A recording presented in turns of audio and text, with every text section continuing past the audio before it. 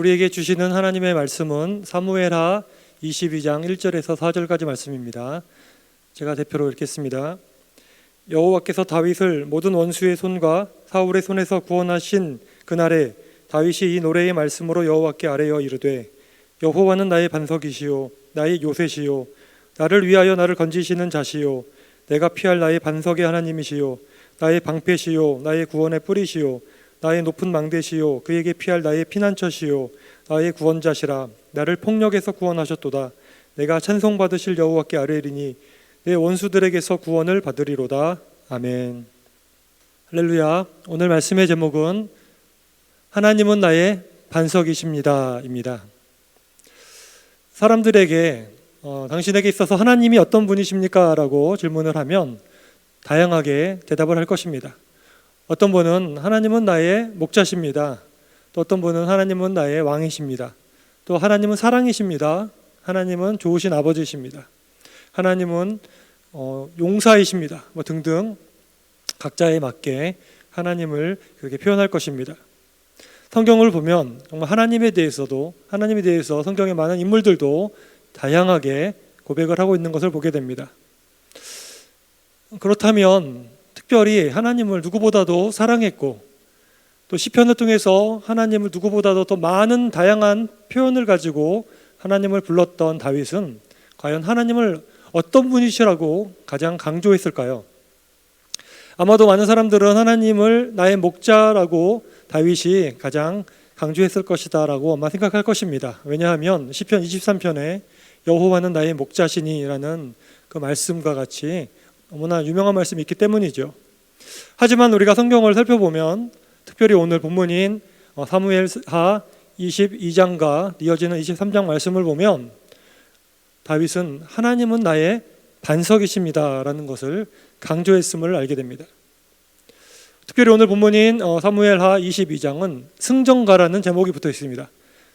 1절을 보면 다윗이 사울에게와 또 모든 원수들에게서 구원을 얻고 이 승리를 거두고 나서 하나님을 찬양하는 내용이 오늘 내용인데요. 하나님에 대해서 다윗이 처음으로 묘사하는 말씀이 바로 2절의 말씀이죠.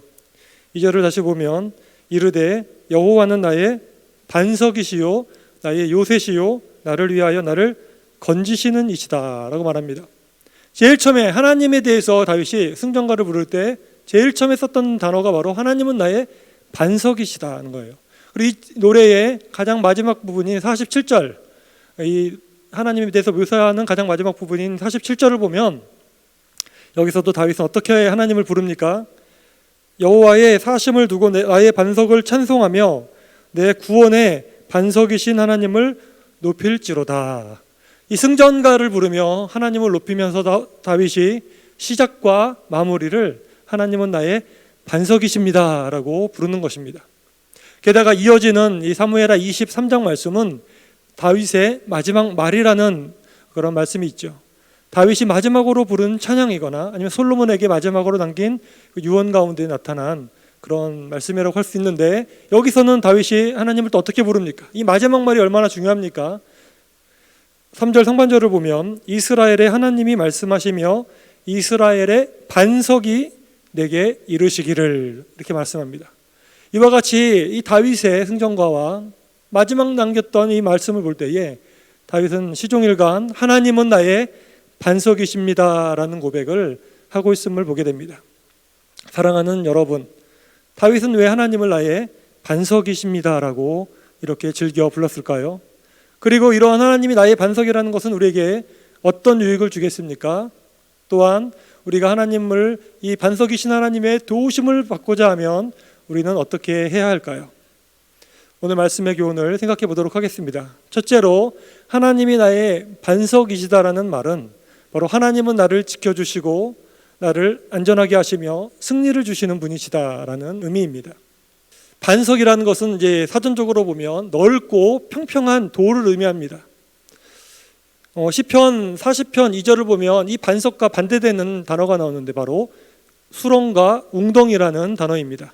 시편 40편 2절을 보겠습니다. 나를 기가 막힐 웅덩이와 수렁에서 끌어올리시고 내 발을 반석 위에 두사 내 걸음을 견고하게 하셨도다.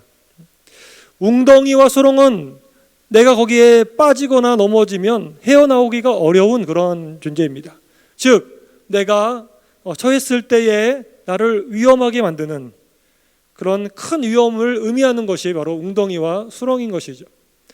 반면에 반석이라는 것은 내가 안전하게 갈 수 있는 바로 하나님의 그 안전을 의미하는 것입니다. 그 위에서 우리는 마음껏 뛰어다닐 수도 있고 싸움을 위하여 힘을 줄 수도 있고 우리는 굳건하게 설 수 있는 것이 바로 반석입니다. 또한 마태복음 7장 24절 이하를 보면 또 다른 이 반석의 반대말이 나오는데 바로 모래이죠.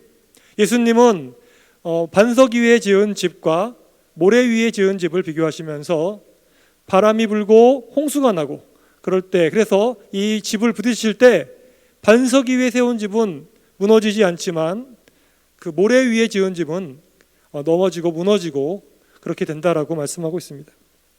바로 아무리 겉으로 봤을 때 멋져 보이고 웅장해 보이고 화려해 보일지라도 그 바탕이 모래라면 그것은 허망하게 무너지지만 반석은 안전한 땅이라는 것이죠. 즉 하나님이 나의 반석이시다라는 그런 고백의 의미는 바로 하나님이 나를 정말 지켜주시고 우리를 안전하게 보호해 주시는 나의 힘이 되신다라는 고백이라고 할 수가 있겠습니다.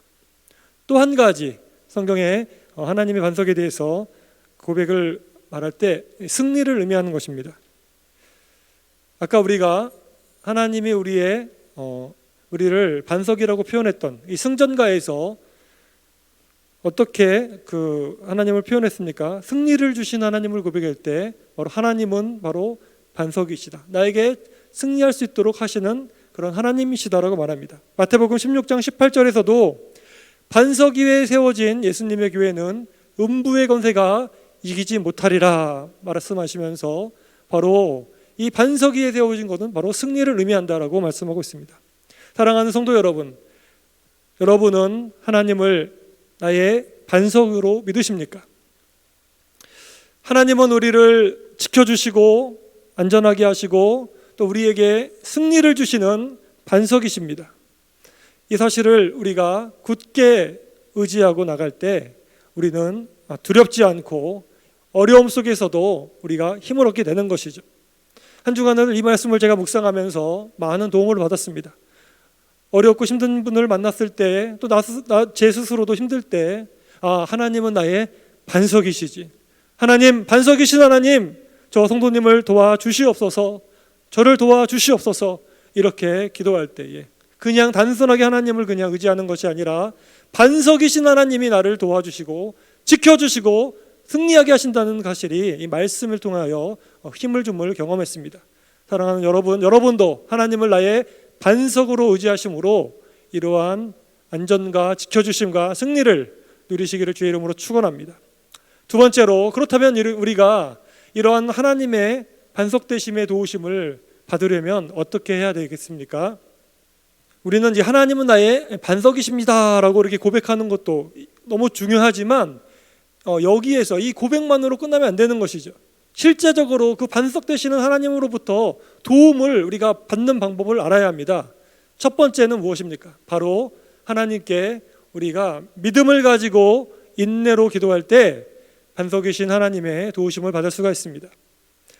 시편 아까 40편 2절을 보면 수렁과 웅덩이에서 우리를 끌어올려 주시고 반석 위에 세워 주신다고 했는데 어떤 사람에게 그렇게 하신다는 겁니까? 바로 앞절 시편 40편 1절을 보면 이렇게 말씀하지요.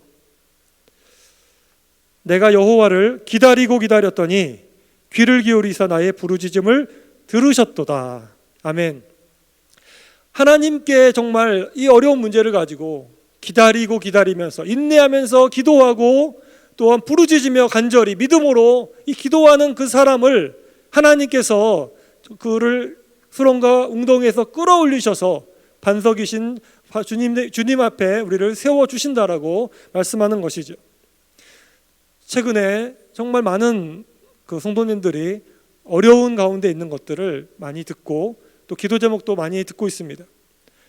질병으로 인해서 힘드신 분도 있고 경제적으로 인하여 어려우신 분도 있고 또 영성이 많이 이렇게 떨어져 가지고 또 가족의 구원을 위해서 등등의 여러 가지 문제로 힘들어하시는 분들이 있습니다. 그러나 하나님이 나의 반석이시라는 이 사실을 기억하시면서 하나님께 믿고 믿음으로 인내하면서 포기하지 말고 계속해서 기도하신다면 하나님께서 여러분을 안전하게 구원해 주시고 지켜주실 것입니다. 두 번째로 우리가 반석이신 하나님께 도움을 받기 위해서는 바로 하나님의 말씀을 잘 듣고 순종해야 합니다. 아까 봤던 마태복음 7장 24절과 26절을 보면 이 모래 위에 세워진 집과 반석 위에 세워진 집이 차이가 난다고 했는데 결정적인 그 차이가 나는 이유가 나타나지요. 24절을 보면 그러므로 누구든지 나의 이 말을 듣고 행하는 자는 그 집을 반석 위에 지은 지혜로운 사람과 같다 그랬고요.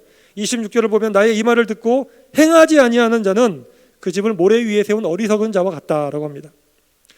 사랑하는 여러분, 우리 인생이 정말 든든하게 끝까지 넘어지지 않고 견고하게 주님 오실 날까지 세워지기 위해서 중요한 것은 우리가 반석 위에 세워지는 것입니다. 날마다 하나님의 말씀을 가까이 하고 또 하나님의 말씀을 외우려고 하고 또 하나 그 말씀을 공부하고 또 들은 말씀을 작은 것이라도 내가 실천하고자 하는 그 사람은 이 세상에 아무리 강한 바람이 불고 또 홍수가 나며 힘든 일이 있을지라도 결코 무너지지 않고 하나님께서 지켜주시는 것입니다. 최근에 저는 어떤 권사님으로부터 이런 얘기를 들었습니다. 목사님, 코로나가 정말 나에게 은혜입니다. 정말 세상의 모든 어떠한 것들을 다 욕심을 끊고 이 기간 동안에 하나님의 말씀에 내가 집중하고자 하면서 하나님이 주시는 놀라운 은혜를 경험하고 있습니다라고 고백하는 그 권사님의 이야기를 듣고 많은 은혜를 받았습니다. 아무리 코로나와 같은 시절이라고 할지라도 하나님이 나의 반석이시라고 고백하는, 그래서 하나님의 그 말씀을 사랑하여 말씀을 붙잡고 말씀에 목숨을 거는 그 성도님은 결코 무너지지 않는 견고한 집이 될 것입니다. 마지막으로 우리가 하나님의 반석이심을, 그 도우심을 경험하기 위해서 해야 될 것은 예수 그리스도를 우리의 삶의 중심에 놓고 그의 복음을 선포하는 것입니다. 마태복음 16장에서 내가 내 이 반석 위에 예수님이 내 교회를 세우리니 음부의 권세가 이기지 못하리라 라고 하셨을 때 그 반석은 바로 다른 것이 아니라 예수 그리스도를 믿고 고백하는 바로 그 신앙 고백이라고 우리가 말했습니다. 이러한 신앙을 고백한 베드로와 사도 위에 주님은 주님의 교회를 세우시고 그 음부의 권세가 이기지 못하는 승리하도록 만들어 주신다고 하셨습니다. 우리도 동일합니다. 정말 우리가 뉴스를 보면 하루하루를 알 수가 없습니다. 이렇게 저렇게 여론은 변하고 수많은 사건들이 일어나고 과학기술도 발전하고 우리는 한치 앞을 알 수가 없습니다. 그러나 이렇게 급변하는 세상 속에서도 우리가 승리할 수 있는 길은 변하지 않는 예수 그리스도를 붙잡는 것입니다. 그의 말씀을 붙잡는 것입니다. 이 복음을 나의 예수님의 십자가와 그 피 복음과 예수님의 부활하심을 내가 마음속에 굳건하게 새기고 그 예수님을 내가 중심에 놓고 살아간다면 아무리 세상이 바뀐다고 할지라도 우리는 승리할 것입니다. 주님께서 우리를 승리하게 하실 것입니다. 예수님 중심으로 살아가는 자를 주님께서 높여주실 것입니다. 사랑하는 성도 여러분, 여기저기서 어려운 소식들이 많이 들리지만 하나님을 나의 반석이십니다라고 고백하는 성도는 반드시 이기는 줄로 믿습니다.